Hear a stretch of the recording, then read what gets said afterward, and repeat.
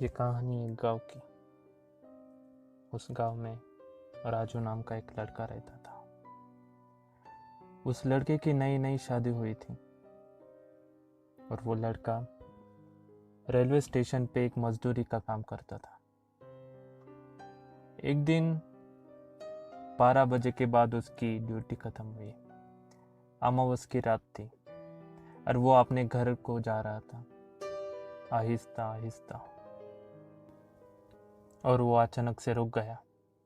किसी ने तो भी उसका नाम पुकारा था, ए राजू, ए राजू। ऐसी आवाज सुनकर वो पूरा डर गया था। उसने पीछे मुड़ के देखा तो पीछे कोई भी नहीं था। वो डर के मारे भागने लगा, जोर से भागने लगा और भाग के घर पहुंच गया। घर पहुंचने के बाद उसने सभी हकीकत अपनी पत्नी को बताई। उसकी पत्नी भी डर गई और उसने उसको पूछा, अपने पीछे मुड़ के तो नहीं देखा था ना? उसने बताया कि पीछे मुड़ के देखा था पर पीछे कोई भी नहीं था। तो वो बोली, हे भगवान, आपने क्या कर दिया? ये सुनकर वो बोला कि क्यों, क्या हुआ? पीछे मुड़ के देखा तो क्या हुआ?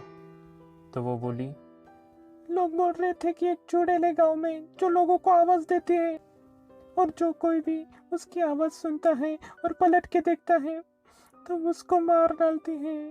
ये बात सुनकर राजू जोर जोर से हंसने लगता है और कहता है कि अगर उसे मारना होता मुझे तो तभी मार लेती ना।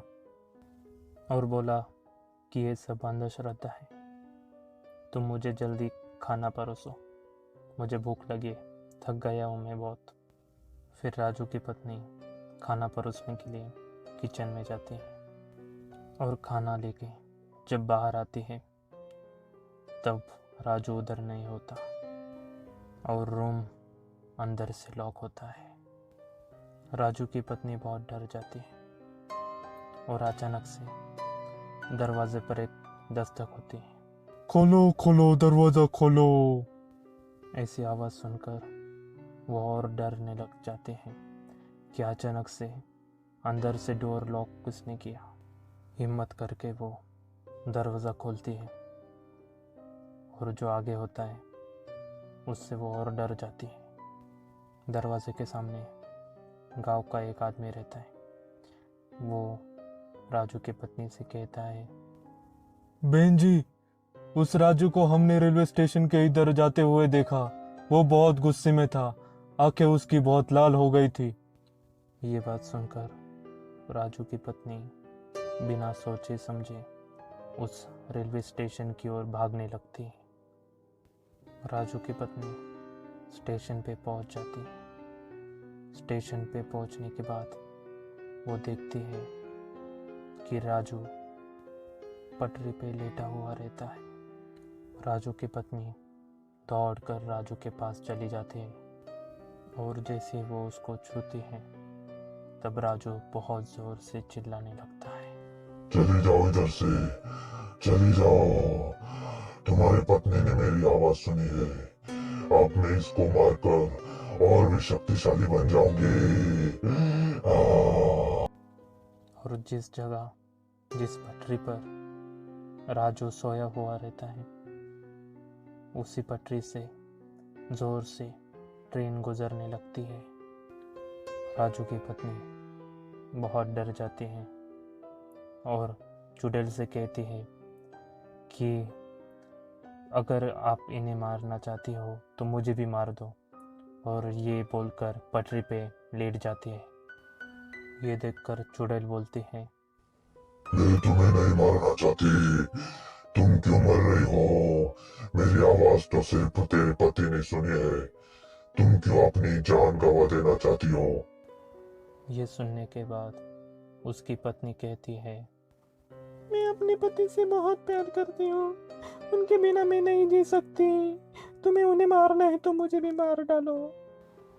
ये बात सुनकर चुड़ैल को अपनी पुरानी जिंदगी के बारे में पता लगता है कि वो भी अपने पति से बहुत प्यार करती थी। फिर वो चुड़ैल चलती हुई ट्रेन को रोक देती है और राजू के शरीर से बाहर निकल जाती है और दोनों को कहती है, मैं भी मेरे पति से बहुत प्यार करती थी।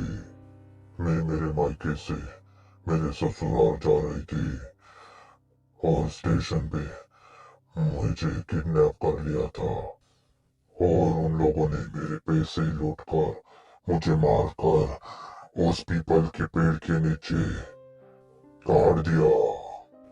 तुम लोग मेरे लाश का अंतिम संस्कार कर दो, मुझे मुक्ति मिल जाएगी। ये बोलकर वो चुड़ैल उधर से गायब हो जाती है।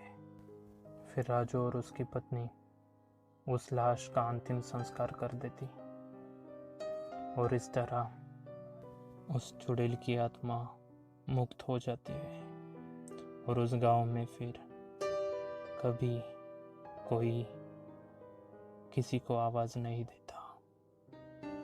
अगर ये वीडियो आपको पसंद आए तो इस वीडियो को लाइक कीजिए और इस चैनल को सब्सक्राइब कर दीजिए।